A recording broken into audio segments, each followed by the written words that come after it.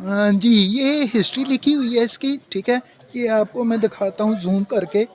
तो ये लिखा हुआ है ji, Joseph Arend von Kamp एम 17 मई 1800, ठीक है जी। एंड जोन असबिच गेस्ट एम द 20 सितंबर 1876, ठीक है। और ये नीचे लिखा हुआ है जी हेरमन डेनमल, ठीक है। ये हिस्ट्री है। ये एर्नेस्ट बेंडल का मुजस्समा है जी। तो अभी आगे चलते हैं जी, आगे जाके आपको दिखाते हैं। ये देखें जी, ये प्रिंस हैरमन जिसने फतह किया था उसका मुजस्समा है।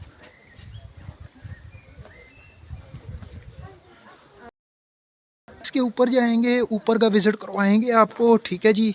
और यहाँ पे पब्लिक प्लेस में आज काफ़ी लोग आए हुए हैं। ये देखें, ये सारा ना नीचे, ठीक है जी। तो चलें ऊपर चलते हैं, ठीक है। ये हिस्ट्री है जी 1876, मतलब आज से 200 साल पहले जो यहाँ पे वर्ल्ड वार हुए थे ना, जिसे फारस की जंग कहते हैं, फारस और रोमन की जंग, ठीक है। तो इस एरिए को या इसको फतह किया था ये जो प्रिंस हरमन है, ये उसका मुजस्समा